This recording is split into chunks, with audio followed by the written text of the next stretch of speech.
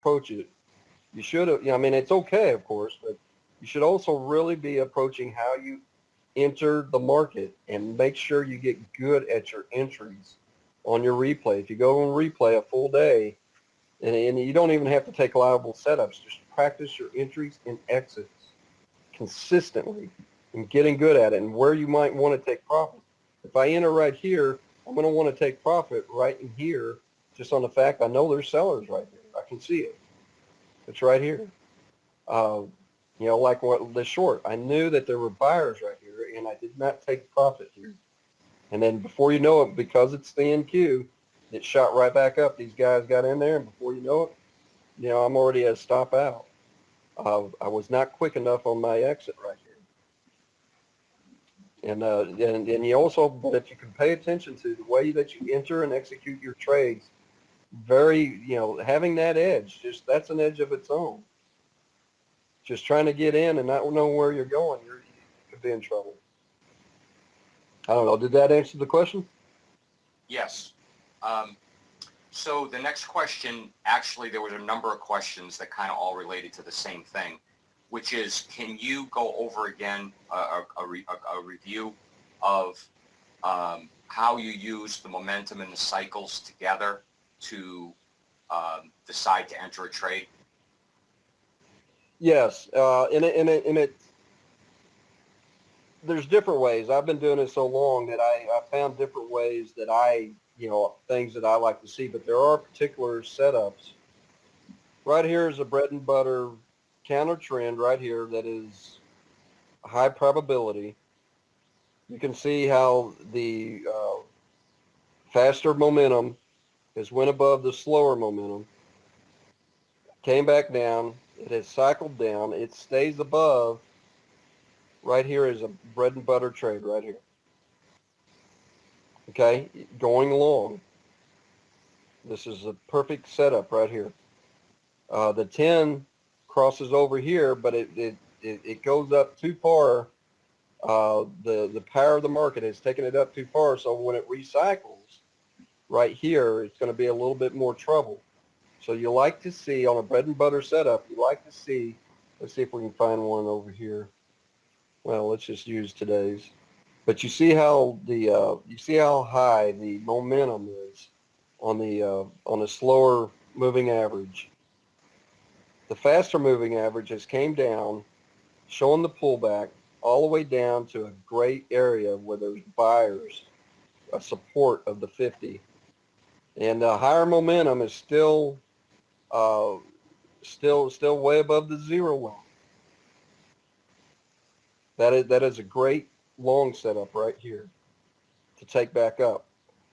Even though it's come over here, but the difference between the two is you can see how far momentum is, the faster momentum has gone above the slower momentum right here.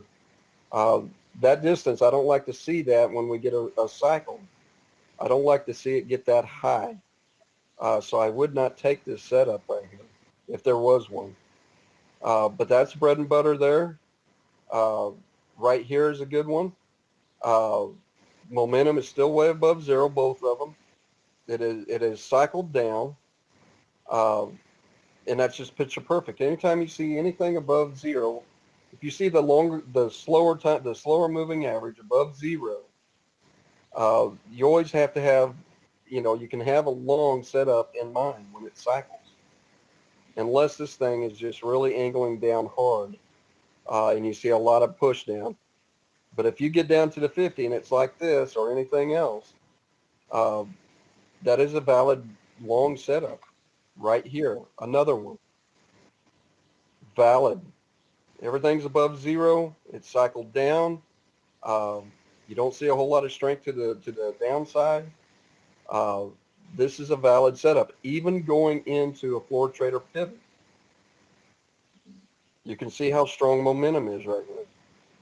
I would take this trade into the 60 and take profit where it found sellers right here.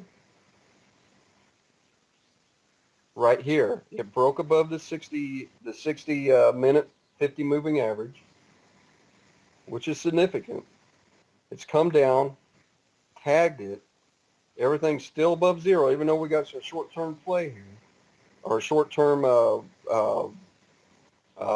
downside momentum, but not a lot. This is still a very valid setup right here. I think I took this trade, but then I think I also shorted it right here because momentum down. This is a short-term momentum play where it has cycled back up, but momentum didn't take it with it, and momentum was still down. The faster was still below the slower on the momentum side, and that is a valid short right here. Counter trend trade, but only for a moment, only for a couple points, and then it bounces again, which is still a very valid long setup right here, because everything is still high above the zero. So it shows that there's still a lot of momentum in the market to go up. It's just trying to find a little bit of legs right there. People found value at the 60, and they took it up. And that's why I say anything that you take, if you just took all the trades as soon as we see over here to the left, the 10 is the 50. From that point on, you should only be, legitimately, you should only be looking for long setups. When it recycles and momentum is above zero line. At that point in time, you should only be looking for long setups. They won't all work out, but they will work out more than they don't.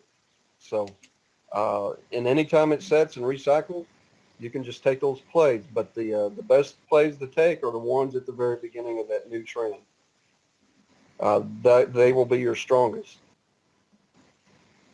Of course, the market didn't open here until we were already in a trend, and I don't like seeing that. I like to see new trends, start just after the market open. And because it brings you a bias like it did me this morning. And that's where I was not in sync. We already had a run up through the session before. And in my mind, that brings a little bit of it's hard to get in sync at that point for me. Why I was teaching the class, but these are all valid. You stay above the 50, the 10's above the 50, you should only be looking for longs. Me, I'm more aggressive, but for validation, you should only be looking for longs. And then when 10 crosses the 50, you should only be looking for short setups, regardless of anything else. And just take every one that comes through. If you just stick with that philosophy right there, you're going to be successful. You won't ever be on the wrong side of the market, ever.